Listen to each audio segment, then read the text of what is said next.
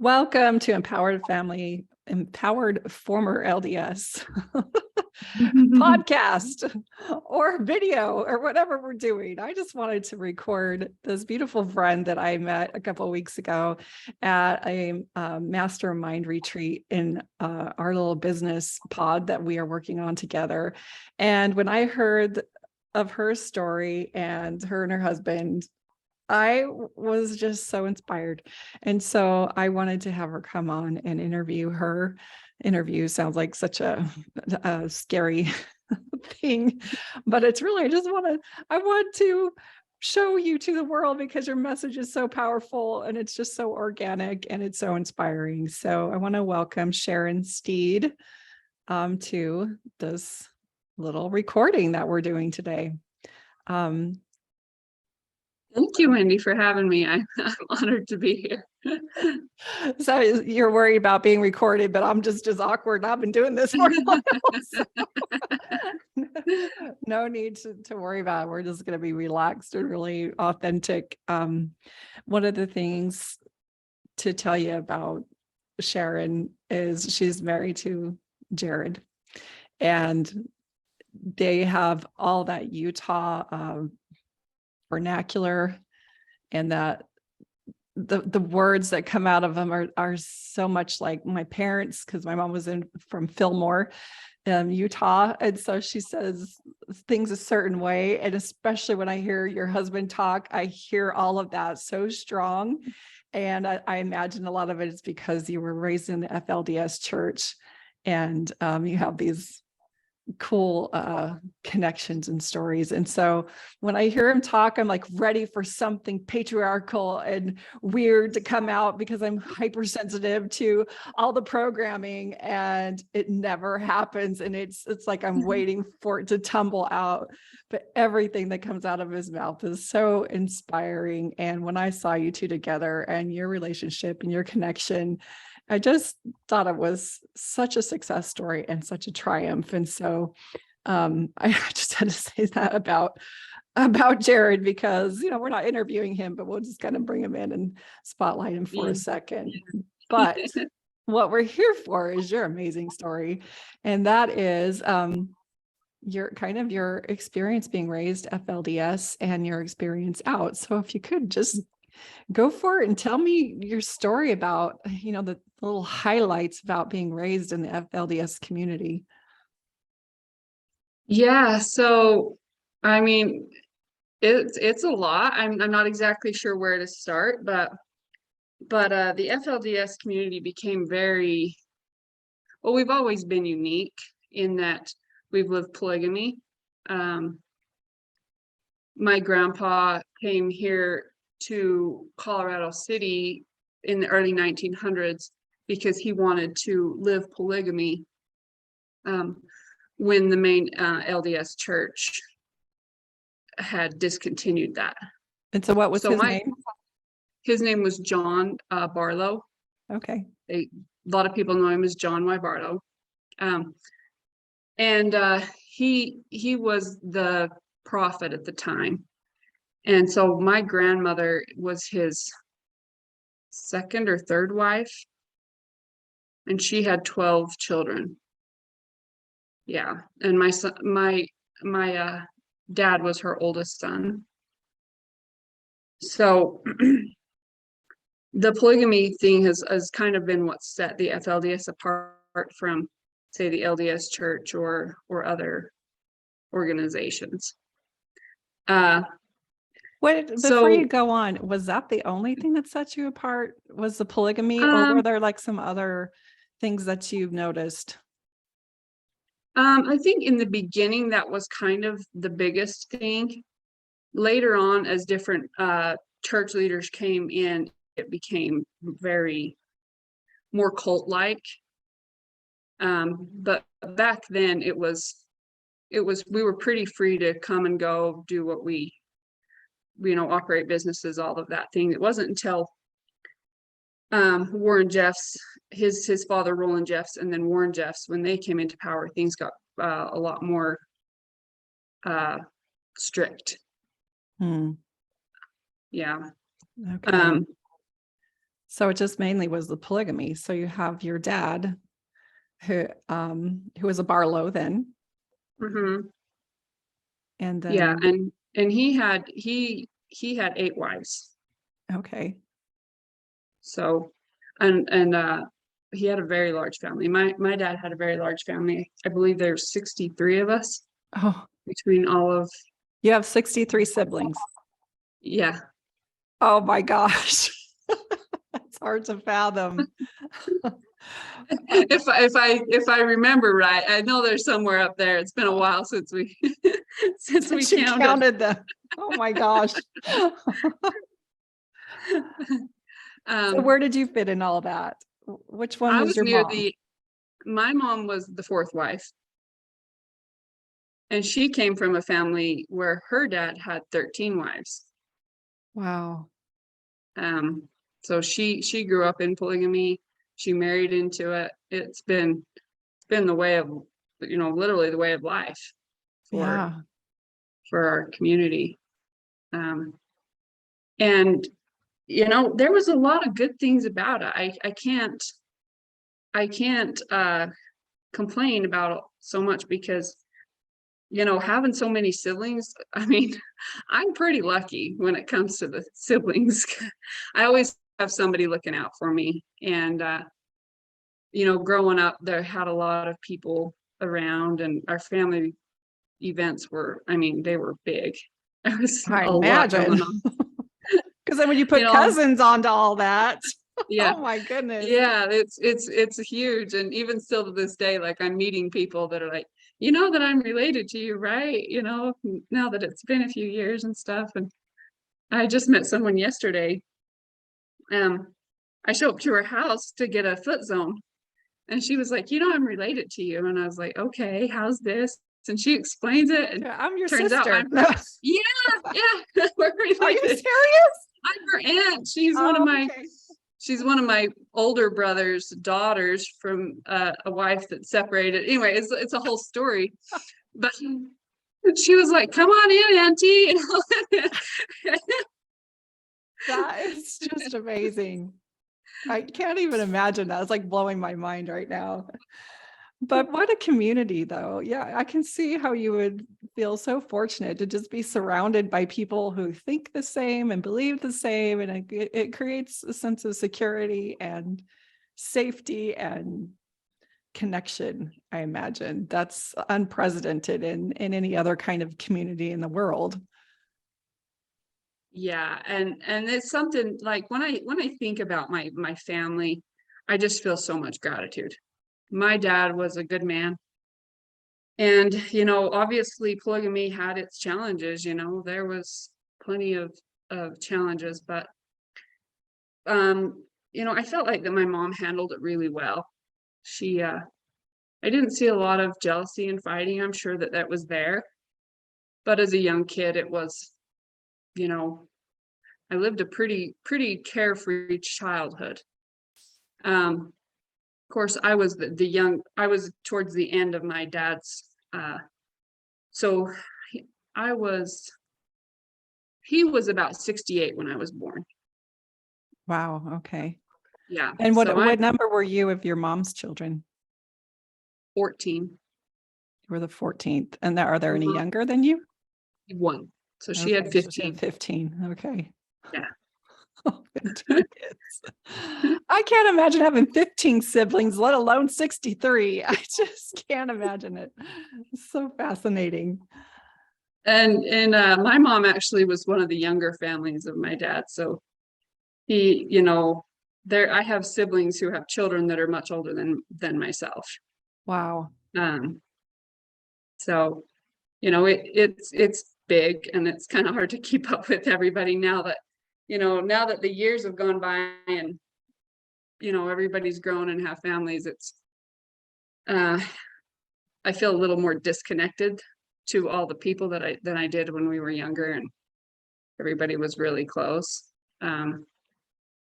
But overall, I feel like that my childhood was good.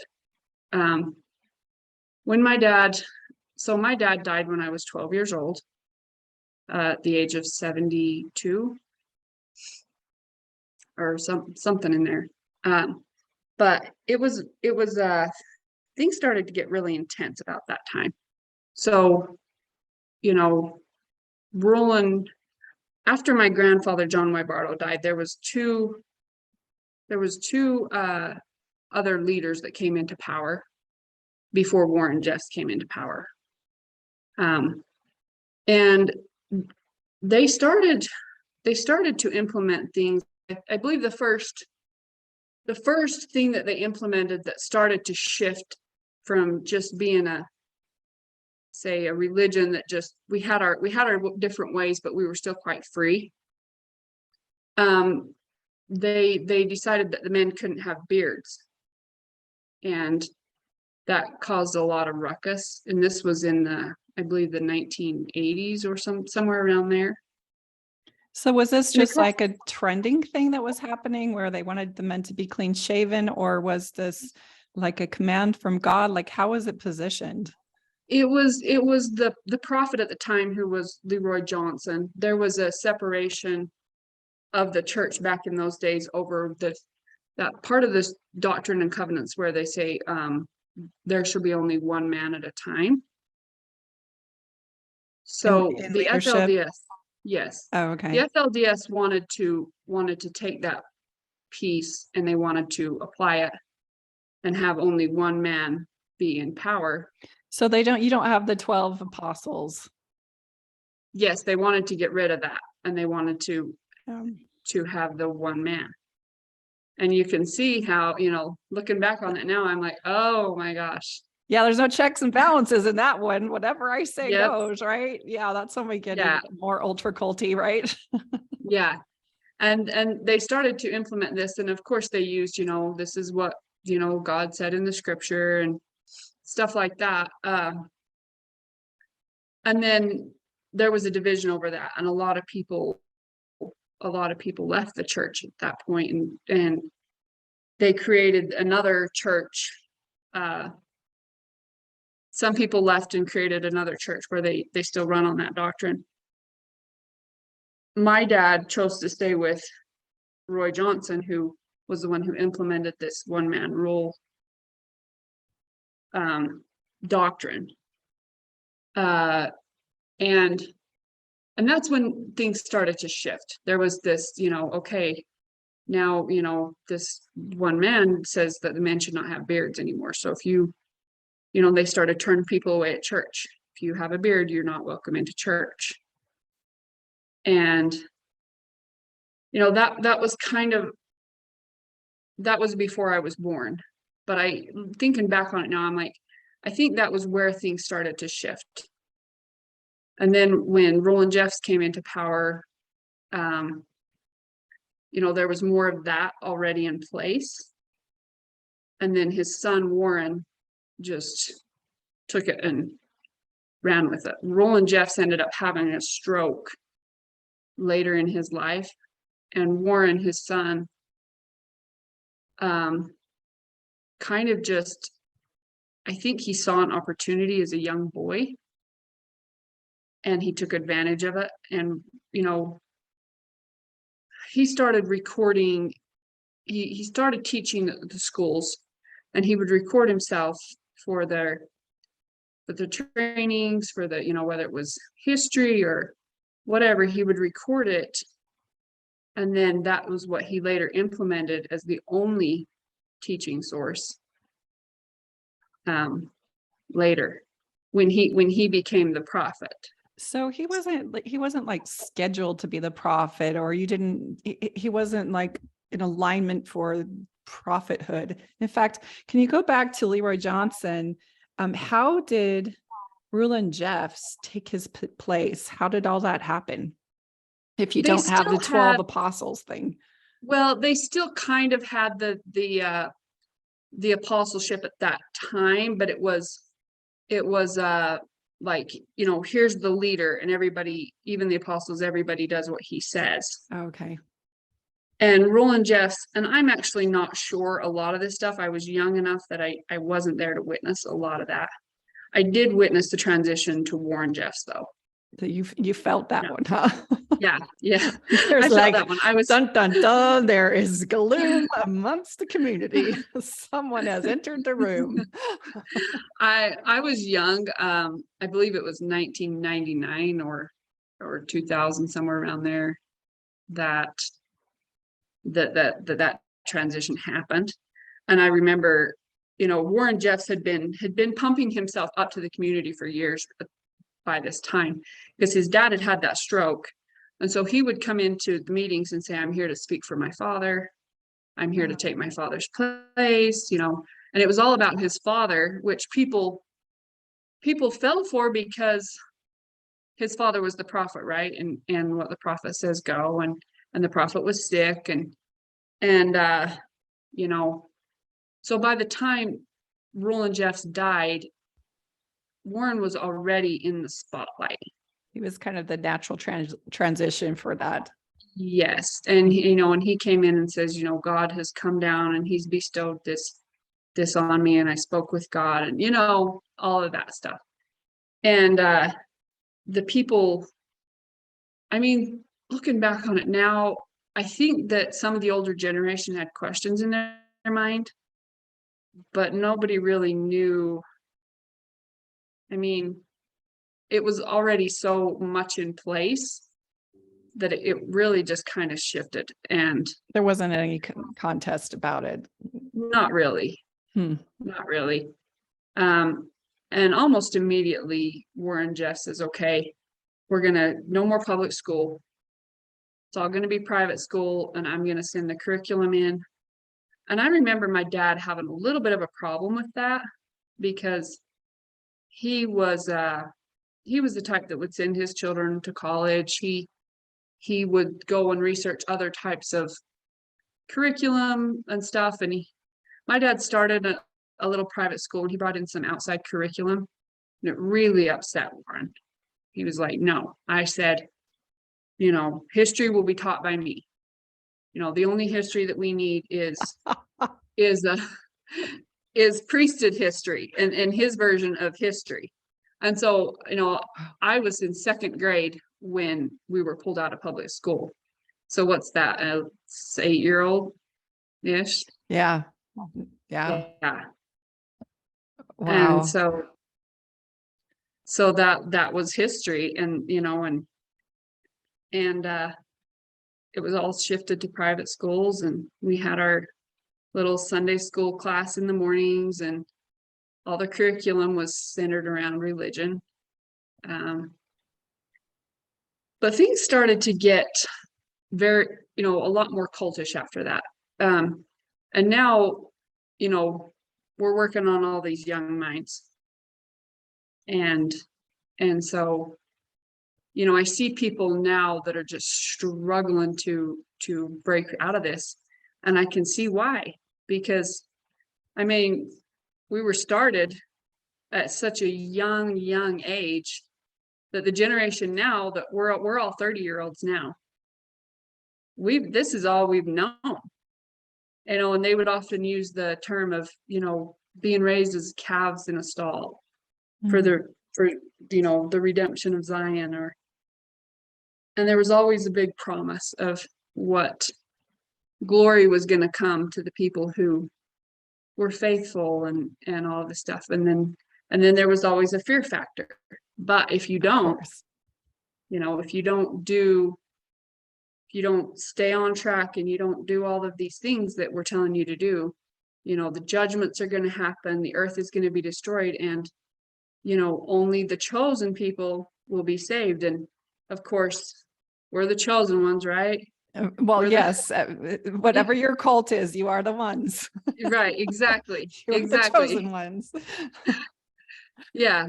And so now that I'm out of it, I can see it in a different light. But at the time, it was so real. I really truly believed this stuff.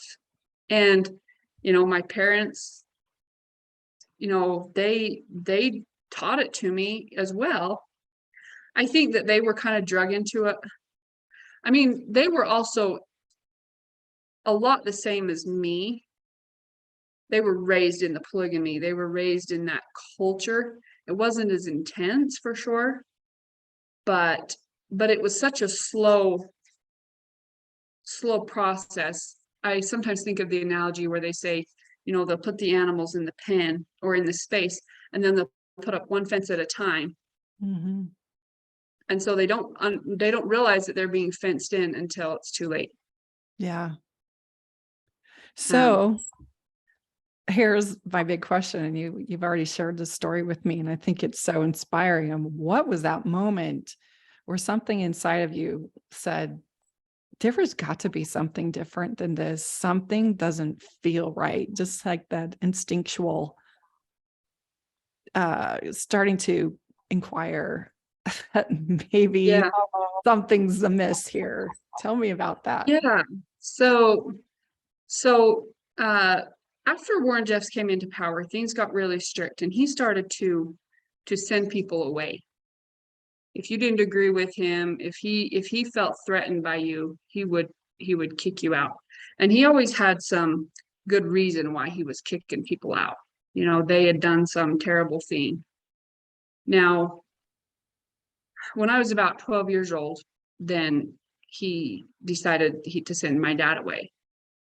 So we went to a Saturday morning meeting where the community would gather and we would work on community projects. Well, this particular day, he showed up and he sent, I think there was 12 men or something that day. Oh, but they were all really high people in the church, or a lot of people followed them and respected them. My dad and several of his brothers. I had one of my brothers as well that day. But he said, you're to go and repent from a distance. You're to turn your families over and you're to go repent. Now, I think that my dad believed that his repentance meant he would go and work on himself and then return to his family and his home.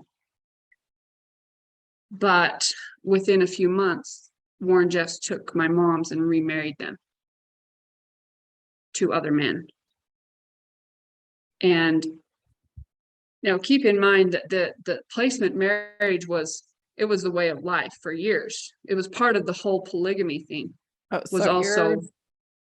So the way your mom and dad got married was your mom was assigned to him. Yes. Wow. Yes. I guess that's how it was with Joseph Smith. Yeah, and I should have mentioned that when I was talking about polygamy. That was also part of the culture, was the placement marriage, and the prophet would decide who you would marry, and he would get a revelation from God on who you should marry. Wow. And if you went outside of that and you married on your own, you were considered an adulterer. So, wow. We're going to throw out love and romance, and we just have assignment. And this, as a young woman, I would imagine you're, instead of having these big dreams of having a princess dress and being married on a beach or whatever, you're thinking, I wonder who I'm going to be assigned to. Yeah. And I remember looking at my sisters, thinking at their husbands, and thinking, man, I wonder if I'm going to marry one of the people that my sisters are married to. Yeah, maybe I could be a sister wife to one of my own sisters. Yeah. And I remember thinking, oh man, I don't want to marry that guy. And, but I might have to, it was, and as a tiny girl, I didn't really have big romance dreams because it just wasn't the thing. You just didn't do that. You weren't watching Disney princess movies. No. And it was like, you're going to marry who the prophet tells you to marry. So, hope for the best. Yeah. Hopefully he's good looking, or I don't know, maybe his looks weren't even a thing to you. We're like, I just hope he has a nice house, or I hope his sister wives are nice to me. That's the best I can hope for. My biggest concern was hoping that I got nice sister wives. Like, oh my goodness. Because you knew you was going to have a sister wife. Because part of the doctrine was you have to have 3 wives in order to get into heaven. So, if you were an only wife, you needed your husband to get a couple more wives in order for everybody to go to heaven. So they saw each other as a benefit, not as a threat or as any competition. They were like, come on, honey, let's pick the next one so that we can be together in the celestial kingdom. well, and it wasn't even pick the next one. It was more of like, let's qualify. Yeah, let's hurry and inspire the prophet to get us connected with our do next everything wife. that we're told so that we can get another wife, so that we can be exalted. Oh my goodness. Look at that strategy. It's so fascinating to me, and how your priorities and your values are dictated by the theology. And so you don't even, it's not, this is the dress I want to wear and these are the colors I want. It's like, who are going to be my sister wives and what family am I going to be assigned to? And I hope it's good. Not, I hope I choose the right one. It's more, I hope the right one is chosen for me. Yeah. Yeah, exactly. Oh, that's fascinating. I love this story. So where are we? You have your 12 and your dad has been kicked out. Yeah, my dad has been, he was kicked out. And a few months later, then my mom was remarried. And now that really shook our family, because we were not expecting that. We were expecting my dad to come home. And when I woke up one morning and my sister was crying in the bed and she says, mom has been remarried. And I just remember just overwhelmed, this little girl being like, what? My dad is no longer my dad? What? Yeah. And it happened overnight. We did not see it coming. And so it turns out she was married to her nephew from her sister from another mother son. So I'm trying to imagine my sister being married to one of her boys. I can't even fathom that. How awkward. It was we didn't know the family real well, this particular guy, but it was my mom's sister from another mother, so not her own nephew, but from the other mother. So I mean, I don't know how you explain that. And well, they're like, I'm seeing a whole nother dynamic in that the pressure as a wife or the mother of these children to raise good kids, because you never know, my own sister might have to marry my son. Yeah, super weird. And my mom was 8 years older than him. She was placed by him, and he had a real young family. So my mom is, she's been married to my dad for 30 years. And now all of a sudden she's in this family with young wives, younger children. And all of her children are, older. Most of them are married and older, gone on. She's got a few left at home. And some of them are older than her now husband. No, they weren't old. They were roughly the same age. Yeah. Okay. It would have been. Yeah. So you're marrying someone the age of your son. Yeah, pretty much. Not really. She was only 8 years older than him. So it would have been. Oh, okay. Little different, but still it was an awkward situation. It's all hella awkward. Yeah, I mean, his oldest was married. He had one child married at the time. His oldest child was married, but most of my mom's kids were married. So it was, anyway, the whole situation was just weird. It was just weird. Yeah. But we're going to do what the prophet says, because the prophet knows what God wants, and we'll be blessed in the next life. Right. And one thing that culture really, I feel like one of the worst things was it disconnected us from God. Only the prophet knew what God wanted. Only the prophet or the priesthood men could tell us what God wanted, and that we weren't allowed to have that connection for ourselves. So which to me is the greatest violation, because you are denied access to your own intuitive hits. So you have this intuition going on instinctively between what's right, what's wrong, what's good, what's bad. And it's completely scrambled because you've outsourced that to the prophet. Yes. And Yes. so the most important in what I call subtle muscle or connection to what is sacred and is your guidance system is completely been hijacked by this authority figure in your life. And you're completely at their whim. You are through psychotechnology, you become slaves. Yes. Yep. Wow.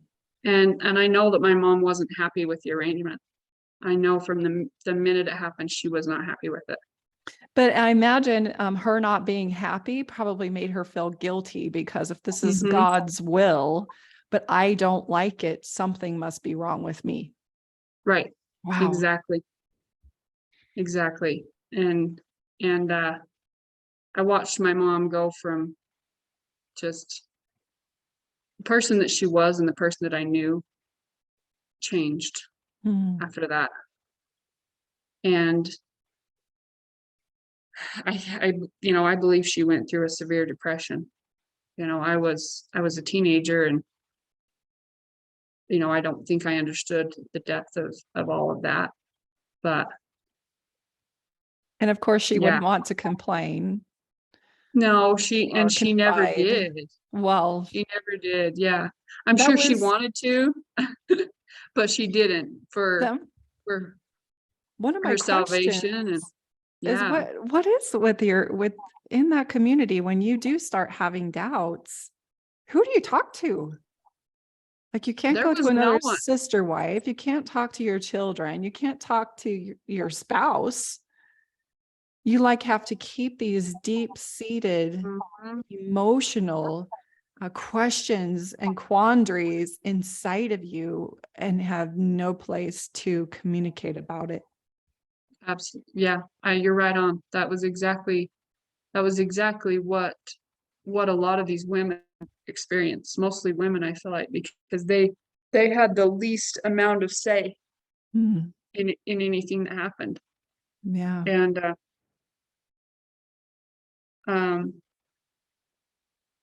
I hope to someday, talk to my mom about this more in depth. But even now today, like she's starting to come around and speak to us, but it's a slow process.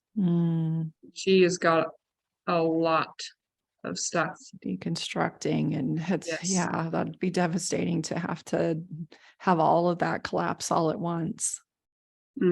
So this is what's happening to your mom. Within a month, she's reassigned. It was about 3 months. So my dad was kicked out in January. My mom was remarried in April. Okay. And so it was about 4 months. Your dad. So, and then about a month later in May, he passed away. He just went to sleep one night and had a heart attack. Of course. My brother found him the next morning, dead in his bed. And they had his funeral.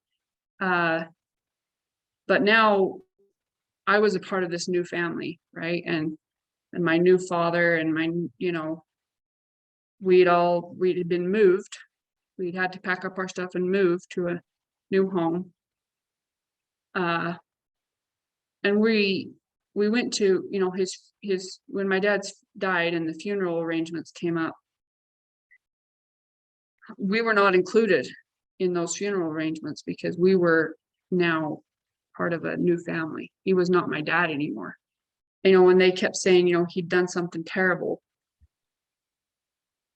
But my brain couldn't, he'd told us when he was walking out, he says, I want you to know that I have not committed adultery. I've been faithful to my wives. And so I knew he hadn't done that. And my little brain couldn't understand what he'd done. It was so bad that he was kicked out like that and left to die. My brothers had been taking care of him and looking after him. He was in a nice home and stuff, but you know, just annihilated from his own family. And you know, I was allowed to walk through the funeral procession just like anyone else who would come to see. You know, I wasn't allowed to stand in the line or any of that. And I sat halfway back through the audience, and we were in a really big hall with, you know, there was several thousand people there, because whenever there was a funeral, the whole church, everyone in the church would come together for the funeral. So it wasn't a small room like that you would see normally when you go to a funeral home. It was a big, great big hall, big church hall. And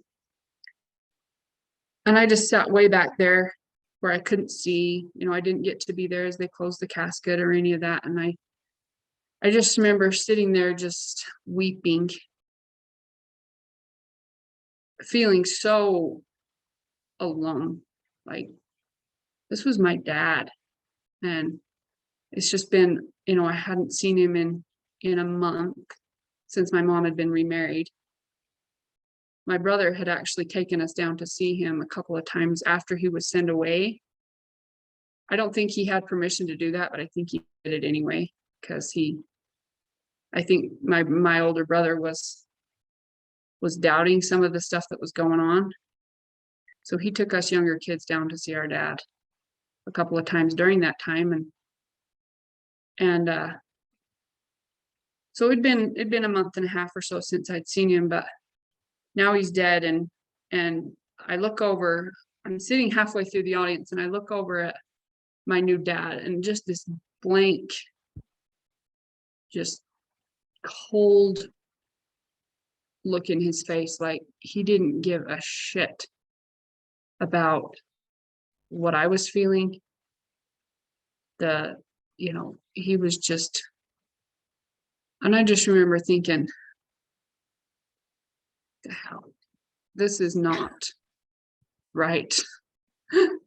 Something's not right here at a 12-year-old mind, because that's when we started onboarding a lot of independent thought. Yeah. And thinking, something's not right. Yeah. I mean, how can this be right? Like, you know, I'm not allowed to mourn the loss of my parents.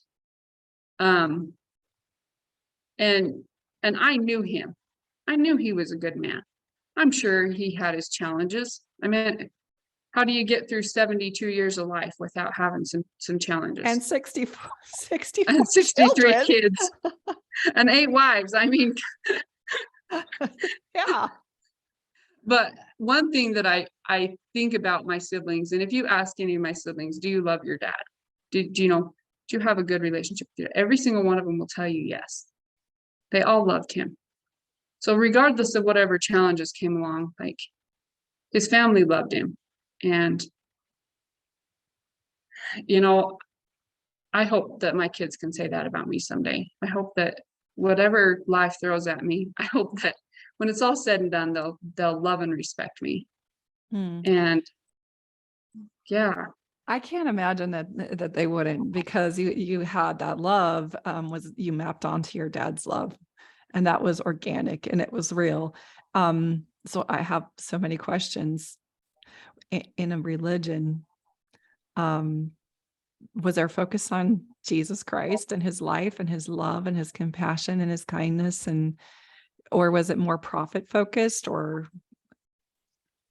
it was definitely more profit focused. I feel like they we talked about Jesus Christ, but it was always interpreted, you know, the prophet speaks for Christ, and you know, it was always brought back to, but today, you know, we have our prophet who represents Christ, and you know what I mean? Like, it really, I feel like I got my love for Christ after leaving the church, when I really was able to think about Christ and his life. And I realized how different the church was from Christ's actual life. You know, where he sat with sinners, he forgave, he loved. This business of kicking people out on the street, Wasn't like what they resonating. did. Yes, that was not Christ-like. Well, that was my whole question, because if you're taught about this benevolent, kind, loving, charitable role model, and the incongruency between him and who's supposed to be his protege as Warren Jeffs, I can only imagine that, you know, the disconnect becomes obvious even at 12. I mean, that was part of my deconstruction, as I looked at the behavior of Joseph Smith and thought, is this a protege of Jesus Christ? And I was like, no, even the best of Joseph Smith was not a good Jesus Christ protege. And then the Brigham Young thing was like, definitely not, you know, conversing with Christ daily for information, not a mentor, not even connected. And then I started looking at the modern day prophets and going, they sound like they're trying to be loving, but the corporate connections and the coldness is, you know, even when I was deconstructing, I think it was Monson and Nelson and, you know, Hinckley, I was kind of like, oh, he's a happy, joyful, kind man. But the other prophets, I'm like going, I know so many people who are more leadership qualified and more kind, more loving, and more inclusive than what's being delivered right now. And so that incongruence really was something that at a soul level, it was tapping into my conscience. And so it sounds like even at 12, that's why I wanted to know about if you were taught about Jesus, because what you're experiencing there at your dad's funeral is you're surrounded by people who don't give a fuck. Yeah. They don't care. Yeah. And so as a 12-year-old, you're looking at this and going, where's the love? My dad represented some body of love for me. Yeah. Yeah. And that was exactly what happened. And, you know, it was another 12 years before I finally broke out of the cult. But I think, you know, having experiences like this of realizing that this isn't love, this isn't kindness, this isn't Christ-like. You know, eventually, you know, you come to that realization that I've got to go. I've got to go create my own life. And you know, there was several of those experiences throughout my teenage years where I felt that. And Warren Jeffs got really good at throwing people out. If he didn't like you, or you threatened his power in any way, he would just straight up get rid of you. And I think it was a blessing in disguise for a lot of people, because it shoved them out into the real world to see for themselves what that the real world wasn't as scary as they'd been taught it would be. And later, several years later, he ended up kicking all my brothers out. Anyone who was born to my dad, of my brothers. Because your dad had planted a virus. In Warren Jeff's eyes, your dad had planted a virus of discontent and rebellion. Yes. Would you say that's true? Yep. Yeah, I think that Warren Jeffs really hated my dad. My dad was he was more of a free thinker, and what Warren Jeffs was trying to create was the opposite of that. And I think eventually he felt like he needed to get rid of any of my dad's posterity. Which, you know, it got to be so common for me to lose people that I loved, that I felt like by the time I left at 24 years old, but during that 12 years, I'd become kind of numb to losing people. You know, Warren Jeffs set up the United Order after that a few years later. And, you know, you could only be a part of the United Order if you were qualified and had certain interviews. And he had people going down to the Texas ranch. And you had to be qualified for that. And a lot of things like that were just really separating families, you know, taking, you know, my husband was 14, I believe, when he was qualified to go down to this Texas ranch. So he was separated from his family to go live with other people. Some he knew, some not so much, but he went to another state, was living at this ranch and working, literally just working. Well, and if I remember talking to him, he wasn't being paid either, was he? No, absolutely not. There was no child labor. Yeah, it was that. Yeah. Yeah. The exploitation is amazing. It's just freaky. How being used as like a commodity and exploited for your. Well, and I think about it and I'm like, you know, in what, you know, there should have been an Amber Alert sent out for the kid, for, you know, for as many kids. Yes. For these children who were being separated from their mothers and fathers to go, but the parents were in support of it because they nobody knew who Warren Jeffs really was. You know, I think that there was a lot of good-hearted people that wanted to become like God. They wanted all of these things that Warren Jeffs would preach, but they didn't realize that Warren Jeffs was a predator and why he was taking these children. You know, and you know, I believe that my husband's parents thought that he was a special kid and he was going to go help redeem Zion or whatever they'd been told, which was none of those things, you know. And you know, I thank God every day that I wasn't qualified as a child for any of that stuff. That's what I was going to ask. Sharon, tell me about, you know, between 12 and 14 or 12 and 24. How come you weren't assigned before then? So Warren Jeffs actually went to jail. Well, I'm not sure the year, but I think I was around 15, 16 years old. So I think I was just young enough that I missed it. Thank God. Because my older sister, who was just 4 years older than me, she was married at 17. Placement marriage. And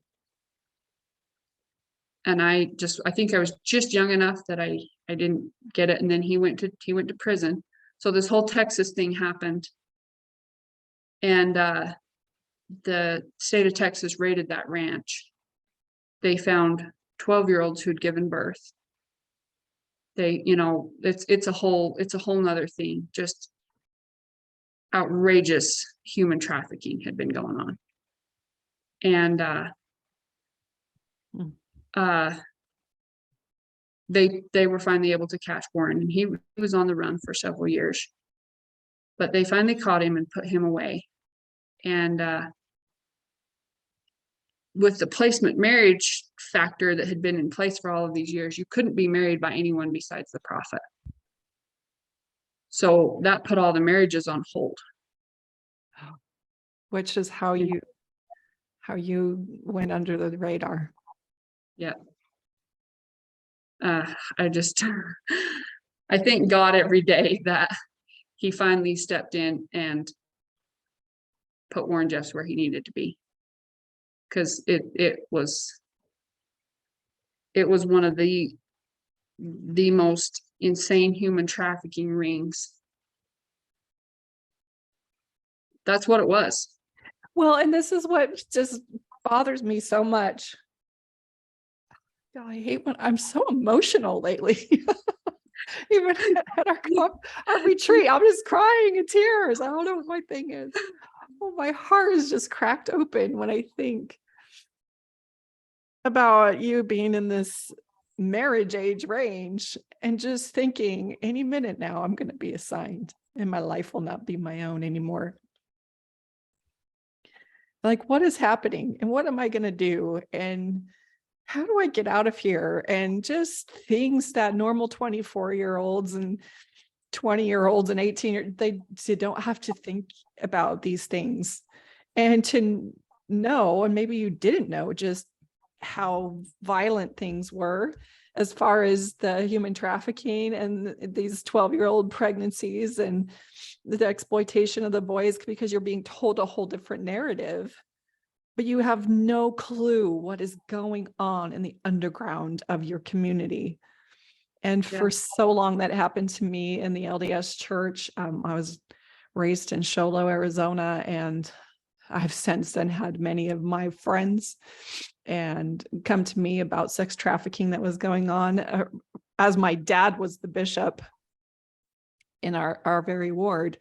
And these things are hidden, and they use the virtue of the church as a shelter to perpetuate these vile acts of human trafficking.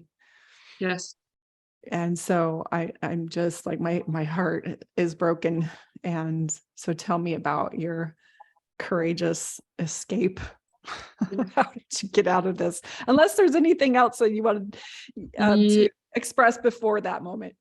Well, yeah. Well, it's a long story. We could go on for a long time. I know. I really could. I could talk to you for days. So when I finally got out, I think it was kind of something had just sort of snapped in me. I'd been working, ever since I was a teenager. We had moving crews where we would move people around the community. There was a bunch of stuff going on with the land. And the people would just, they would be assigned a new house. Just like you got assigned a new wife, you'd get assigned a new house, and you'd pack up your crap and move. And I think lived in 11 different homes, during that time. But I was also part of the crew that was chosen to go help people move to these different places. And so we would and then there was other projects too. They had once United Order was set up, there was the storehouse, and everybody would live out of the storehouse. So there was several different things that I was kept busy doing, none of which I was paid for. Different sewing projects, we sewed all of our own clothes. So there was a lot of things that I spent my childhood doing. And then on top of that, the homeschooling. So as soon as I was old enough to get out of school, I turned around and would start teaching my other siblings or other people in the community the school. So I was a preschool teacher for 7 years. And then on top of all of these other things, but I started to, when I was about 24 years old, I got in kind of a friends group, and I had my friends, and we started listening to outside music. And that was a big no-no. You didn't go listening to outside music. Songs? I'm so curious. Like it was like Celtic Thunder, and and I just remember it was simple stuff. We didn't want to sing too hard, so we'd keep it pretty simple. The Piano Guys, just and I just remember thinking, this is fun, because all I'd listened to was church music, which was just women singing, pretty much choir-ish type music. That's what I grew up listening to. So listening to like Celtic Thunder and the Piano Guys, I just remember thinking, this is so fun. And we would get in our car, or my friend had a car. We would get in her car and listen to that music. And I think that was kind of my first taste of just a little bit of freedom, a little bit of like rebellion. Stepping into your power. Yeah. Feeling it a little bit. And you know, that I'd had several of my family by that time who had left the church. You know, that we were disconnected because the apostates were you know, you didn't want to associate with apostates. They were the worst. They were the worst of human beings. Well, and that's the pattern of every cult. Is the worst Yeah. thing that you can do is to lose your testimony. And we're threatened with, you'll become a son of perdition because you've denied the Holy Ghost once you've received it. Yes. We're threatened with this, you know, if you listen to why people leave, don't listen to it because it will feed your doubts, and you want to feed your faith and not feed your doubts. And so it's like they really put this scarlet letter on you when you leave, to say you are dangerous, unholy, and deceived, and you are the most dangerous, more dangerous than, say, somebody who would fit in the heathen category of never knowing the church, or somebody who never associated with them. An apostate was more dangerous. That was exactly the same verbiage. All of that was exactly what was used on us, and very much of a fear, manipulation through fear, in that way. So, but I had several friends at that point who were kind of on the outside, and I started talking to my now husband. We kind of had a little thing going. I would do a lot of cleaning for people that I knew, and I got me a car, which was a big deal. You know, I was 24 years old, and I remember getting my first car, and I was like, I almost had to run and do it before the bishop found out and told me to get rid of it, and all of this stuff. So it was, thinking back on it now, I can laugh, but at the time, I really wanted a car. And you were a rebel, and you were willing to risk it in trouble. Yeah. But I got me a car, which then gave me, you know, that responsibility of a car payment and stuff like that. You have to keep in mind that women were you know, we weren't money. allowed. Yes, we're not making money, you know. Because money would be freedom and liberation from the group. Yeah. Disenfranchise the women. Yeah. So I had to go get a job, and I got a cell phone, and all of those things gave me just that little taste of freedom. And I realized how just much my soul was just craving. I was craving it so much. And I just pushed it down and pushed it down. And I would have these episodes of just crying. And I would have them every, you know, it got to be almost every 2 weeks, where I would just cry so much. I would cry till my face was swollen. And I remember thinking, why am I so emotional? And my family was like, my gosh, you are constantly crying. Like, what is with you? But I couldn't help it. I think I had so much tension build up in me that the only way I could release it was to literally go find something that would force me to cry, so that I could function for the next, you know, period of time. And it got to be more and more frequent, where I would have these breakdowns, these mental breakdowns. And when I started doing these things, I got my car and I got my phone, and I felt this freedom. I just remember feeling just like I had something now. I didn't need to go cry myself to sleep at night just to survive. Do you think it was a sense of ownership, that it was the first time you owned anything? Yeah, it definitely was. It definitely was. And then being uprooted, moving into new homes, you know, losing family members right and left, and getting new families. You know, we would, as people's families were separated, then they would move in with other families, and you know, there was just so much jarble within the people. You really couldn't connect to anyone, for fear that they could be gone the next day. I was one of the lucky ones who got to keep my mom. through all of that. You know, she was never taken away from me, but I know several people, I mean, hundreds of people, honestly, children who lost both parents to being sent away. And then these young children ended up with a relative, or sometimes not a relative, to be taken care of in homes with many, many children, and not enough caretakers for all of those kids. So there's definitely this pendulum of the trauma goes from really, really bad to not so much. And I feel like I'm probably somewhere in the middle of that, with the people that I know, and the stuff that I saw that went on in the FLDS. Okay, so what you're saying is there are people that their experience was far more extreme than yours. Yes, absolutely. And so you're feeling fortunate.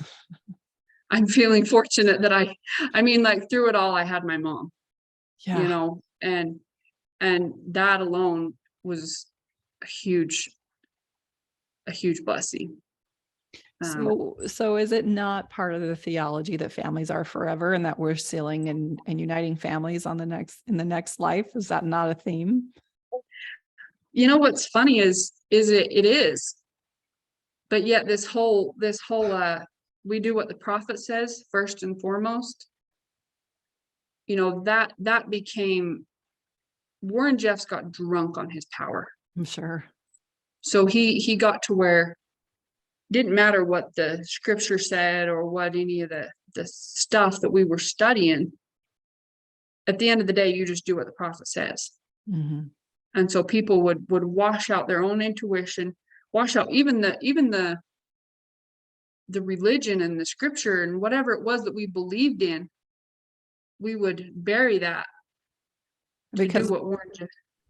Because the prophet's current what the prophet is saying currently is like overrides all the rest of it. Is that right? Yes. Wow, we do that too in the LDS church. I mean, whatever a prophet said, 3 or 4 years ago, prophets won't lead you astray. But some prophets and the current prophet, if he disagreed with the prophet in the past, well, that prophet was not in alignment. And now we have this new doctrine that's coming from the spokesman. And so and it's like we never challenge or apply critical thinking to the idea of, wait a minute, if families are to be together forever, but yet you can't be baptized if your parents are lesbian, or you can't do this or do that. It never computes that is not family support of families and family relationships. It's because obedience and compliance it supersedes true family connection and intimacy and relationship. Yeah, exactly. So many similarities. Like I completely admit it's more extreme in your case, but the theme is still there, and the thread is it's there's continuity in it. Well, and the doctrine was a lot the same. You know, we believed in all of the Joseph Smith and the Brigham Young, and that was it. We were trying to be like the original church. Like, we were trying to be like Joseph Smith. You know, we wanted it to be how it was back then. Right. You know, and so a lot, all the scriptures that we studied, the Book of Mormon, Doctrine and Covenants, all of that, was all the same. Journals of Discourses. That's why they call it FLDS, is Fundamentalist Latter-day Saint. So I think, we definitely went onto a extreme cult end of it. In the last 20 years, it went straight cultish. But it was definitely on track for that before, with the placement marriage and the polygamy and all of that, Well, and controlling the information, manipulating emotional connections, the thought blocking and thought control, and just all of that, the behavior, the way you dress, you can't have a beard, all of these things are in an effort to control a group, and they're not focused on their growth as individuals. It's all Right. about sacrificing your will, your ideas, and your independent thought for the group. Yeah. Hmm. Yeah. So I'll get back to when I finally left. My husband and I, my now husband and I were kind of had this little thing going. We were talking and stuff, and I had to sneak off to some public place to get some Wi-Fi so that I could talk to him through Snapchat or whatever. Because my phone was connected to my sister's plan, and she could see the numbers that I would call. And so I couldn't call him directly and talk for a long time. So I would have to do it over Wi-Fi, and it was So I got it was questions. like going back to being a young kid and like sneaking out, and but I was 24 and I'm doing all of this stuff that you would expect from your 15-year-old. Yeah. Right. Of like trying to Well, sneak a Wi-Fi password and stuff.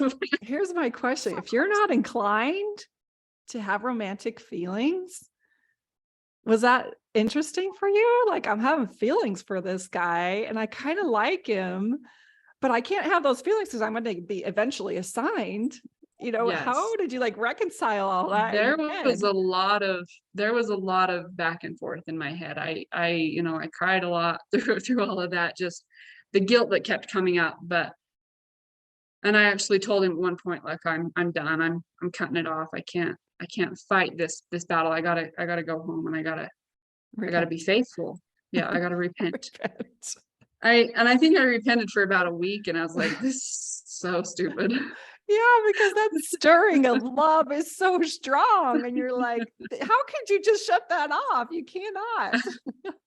But he was going through it too. He kept telling me, I don't want to be responsible for stealing one of the daughters of Zion, or so he was feeling a lot of guilt too. And he was like, look, it's probably for the best. We better not do this. And all we were doing was talking. I think we went for a couple of drives. I mean, it was super low key, but there was still so much guilt and so much shame that was coming up for even considering a relationship. Feelings. Yes. Wow. outside of the church, and so I finally came to this where I was like, look, I am done. It was that point for me where I was like, if this is heaven, give me hell. I was so done at that point, and I think of it as like, there's this cliff and I'm standing at the edge of the cliff, and I thought, I'm going to jump, and I hope like hell I have wings, because if I don't, I'm going to splat at the bottom. But that would be better than where I am now. But that would be better than where I am now. Oh, wow. And and I did. I took the jump, and I went home, and I told my family. I didn't know if the relationship that I was having with my husband was going to work out. With my now husband, the boyfriend at the time, was going to work out. I didn't know if that was going to work out, because the way he kept saying, I don't know if I want to do this. I didn't know if he was going to go back to the church and say, I can't do this with you. But I was still so over I was just over the religion. I wanted my freedom. I wanted to fly. I wanted to go get a job. I wanted to be free. And people kept calling me saying, once I told them I'm going to leave, I put in my 2-week notice at my job, and I'm going to pack up my stuff and I'm going to leave. And I had people calling me saying, you realize what you're doing, this is death. And they were crying. There was just a lot of tears. There was a lot of shunning. As soon as I said I was going to leave, I had people literally sharing a room with some of my sisters, and they refused to talk to me, because now I was the worst type of person. You're And just contagious. hurry.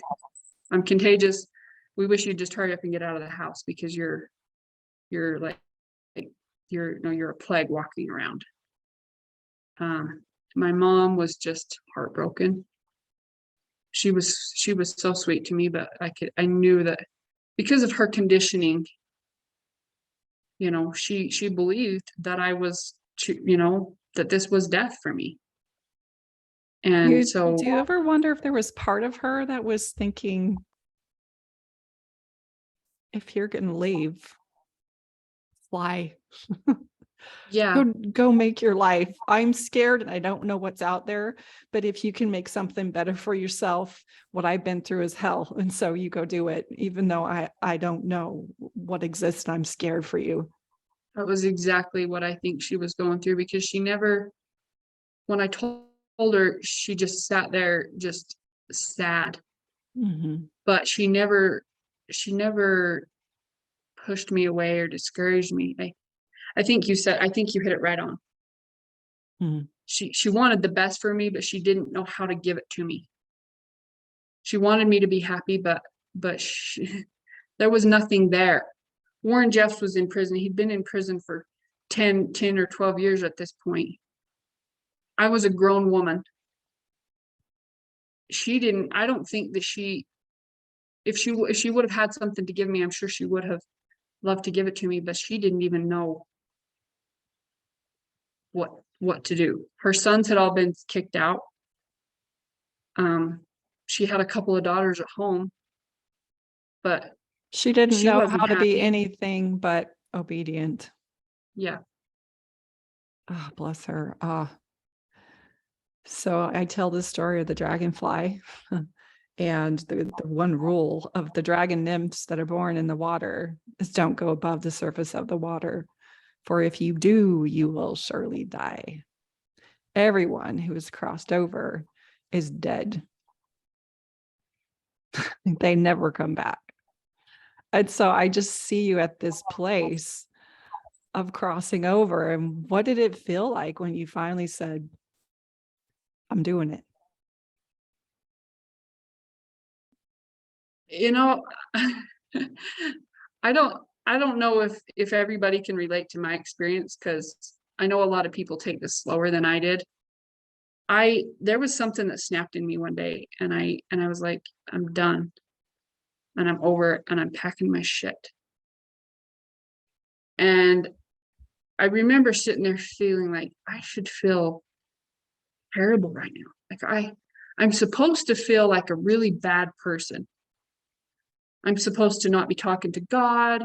You know, there were so many things that I'd been told people who left the church were like, but I wasn't feeling any of that. And I remember thinking, I feel so at peace and I feel so good about what I'm doing. How can this be wrong? Yet it's supposed to be so wrong. And I would get on my knees and I would talk to God, and I felt a connection. I was like, but I'm an apostate. Am I not supposed to feel annihilated? I should feel annihilated. I should feel evil and bad, but I don't. I feel free and I feel happy.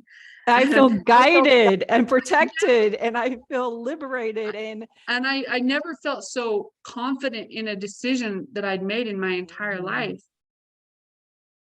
And I didn't know how to explain that to anyone, because I remember telling one of my sisters, I feel at peace. I feel good about this. And she looked at me like, you have lost your mind. Like you're trying to come at me.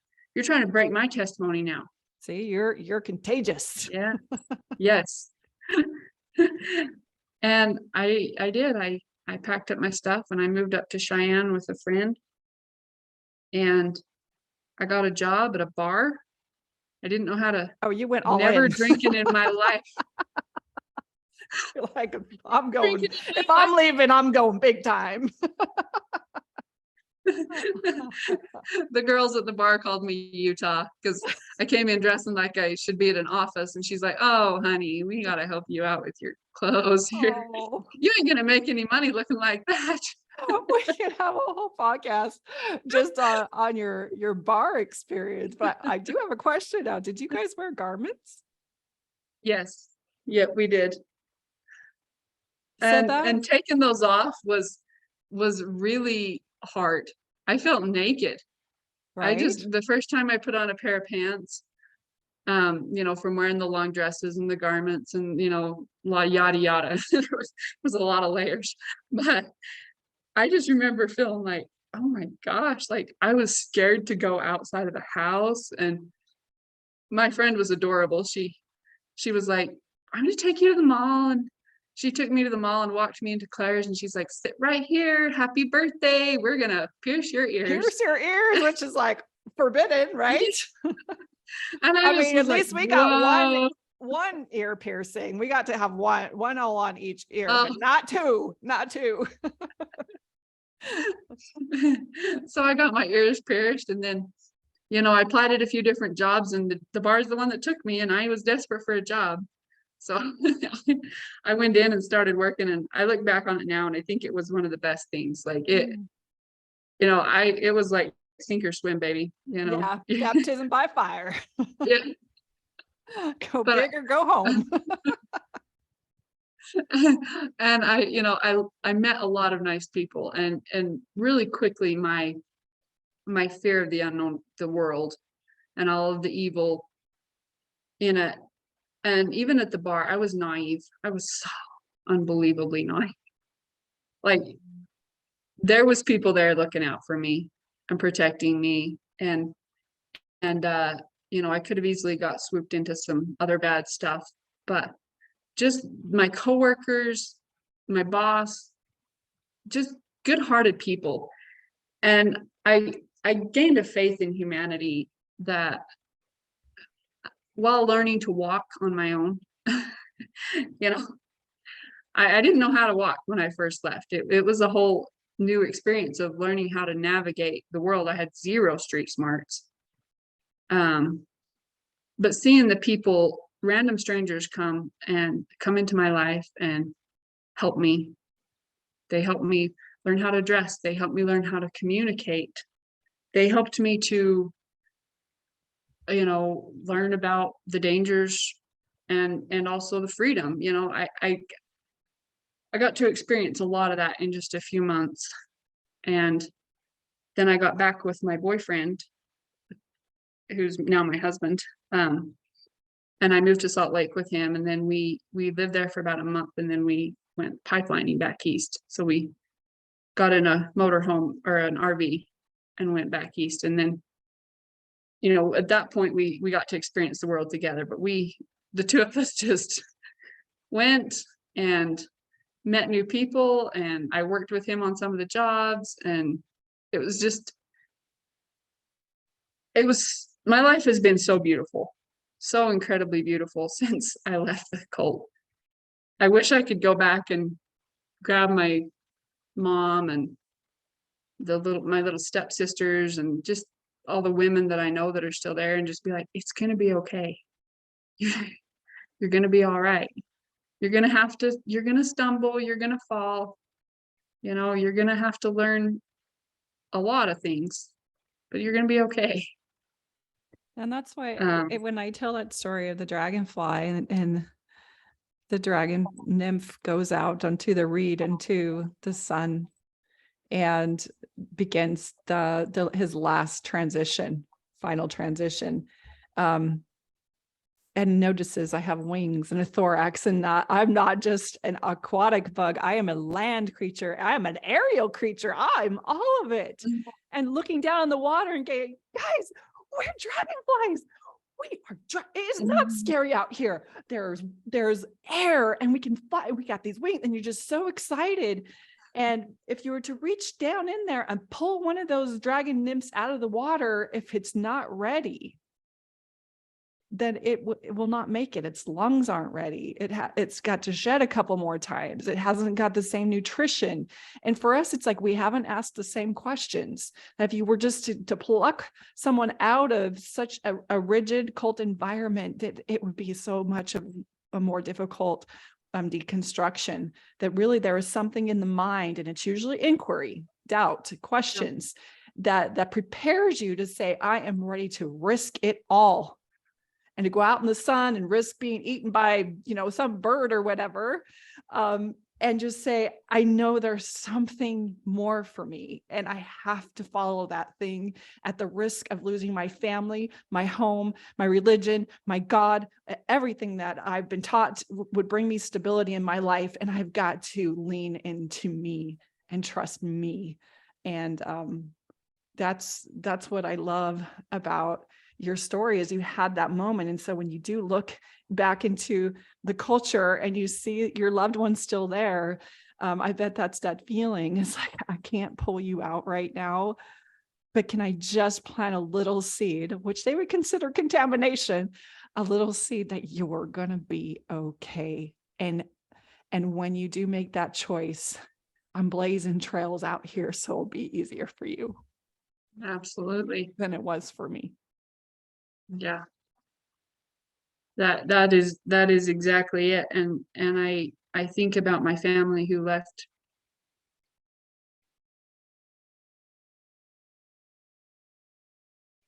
What, were you there? Yeah. I think I lost you for a minute. I think about my family who left before I did. And that's exactly what they did for me. And that's what I hope to do for the people that I love that are still there. And my mom is just starting to come around. She's just starting to speak with us again. And it's just, it makes my heart so happy to see her laughing again and just, being the mom that I remember. And she's been through so much. I get emotional when I think about her, because that woman has been through so much. Yeah, and she doesn't even know what a warrior she has no idea. She has no idea what a wonderful woman that she is. And I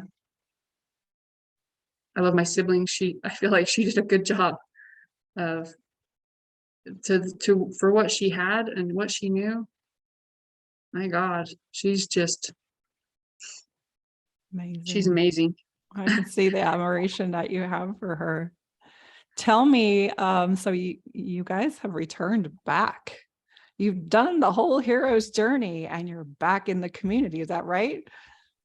Yeah. So when I first left, I thought, get me out of here. I never want to see this town again. I never want to see this town ever. And when we were out pipelining, there was just a lot of things that kind of fell into place. And I still have a lot of my older siblings are here in this community still. They have homes here. And when I thought about raising a family, I realized, like, I wanted to be around my siblings, and I wanted to have my kids be able to be with their cousins, and just the support around parenthood and motherhood. You really need that support. Yeah. And that was here. And coming back was a little bit of a challenge. It at first, I had to go for 3 years. I had to leave the town for 3 years and see the world. And I got to where during that time, I built enough confidence in me that I was able to come back and be like, I don't care. There's still a lot of the FLDS here. I don't care what they think about me anymore. That took a long time to get to that point. And even after I did move back, I would run into someone and I would feel like fear and all of this stuff coming up in me. What do they think about me? They're going to go home and laugh about the way I'm dressed or whatever. But the longer that I've just kind of, we came back here and I just kind of leaned into it and be like, you know what? This is me. Go home and laugh. Take it or leave it. Say what you want. I don't care. I'm in such a better place than that it's not even what's the word I'm looking for, but I really just don't care what they think. I hope the best for them. I hope that somehow they can see some sunshine in my eyes that will make them want to make their own decisions and start to ask the questions that they need to ask. And yeah, we came back here and we got a home, and we really worked on building up this community. You know, you watch the Netflix series and it shows crusty homes and dirty, you know, stuff. You're And there talking is some about keep the sweet, pray, and keeps it, obey. yeah. Okay. It shows a lot of the, you know, You're even in that show, aren't you? Is that like your yeah. debut? Yeah, I was like, there's a picture of me as a little kid in one of the slides, but um it shows a lot of the ugly side. And it's like, you know, there is an ugly side, but there's an ugly side to every town. Yeah. This community has come a long ways in the last 5 or 6 years, You've been through 10 a lot. years. Well, we have a better shopping center, we have better schools, there's new homes popping up right and left. And there's, you know, and me and my husband came back here and we says, you know, we can start a business here. We can do really good. You know, the community's big enough that we could see it being sustainable. And they didn't, you know, we started the carpet cleaning and stuff. There wasn't that service yet here.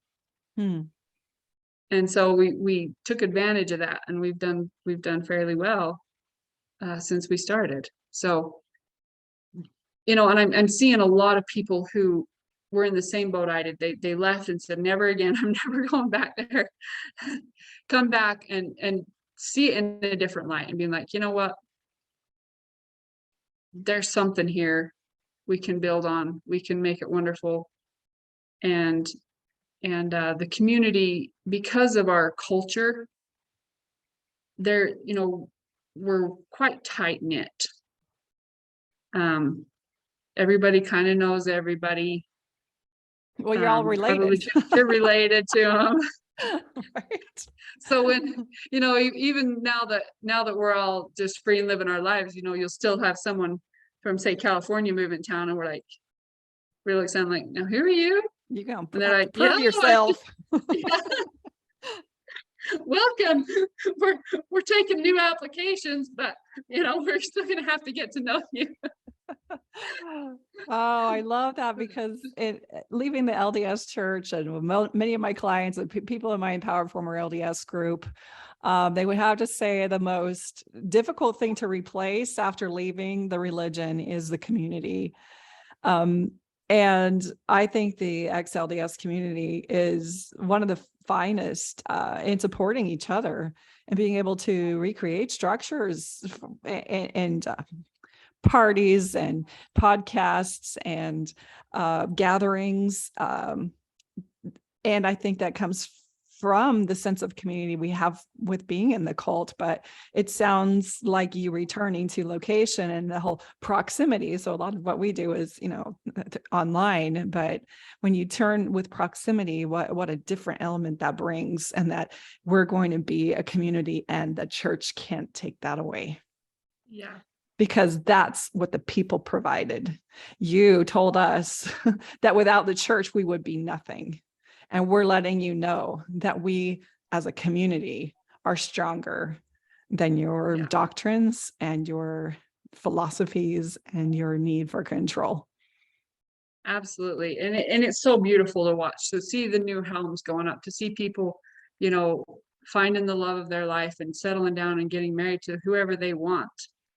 You know, and having how many children they want, if they want. Exactly. And, you know, and you know, we have gay friends and just all of the things that make life so beautiful and so rich, and the freedom to just be whoever you want to be, and yet still having some sort of, moving back to this town has given us that community, you know, that we needed. You know, our 4th of Julys are always a big riot. The community comes together and we have a great time.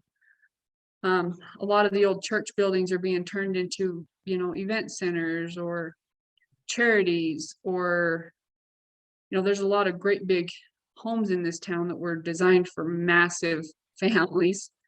that are, you know, some of them are used for hotels, some of them are used for different type of events, some of them are turned into apartments. But to see people being able to take this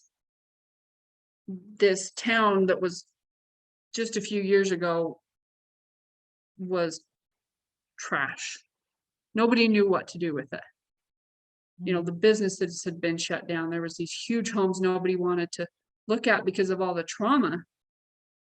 And to be able to come back in and say, you know what, I'm healing. We're going to fix this. We're going to fix the town. We're going to fix relationships. We're going to go find our lost loved ones and we're going to wrap our arms around them.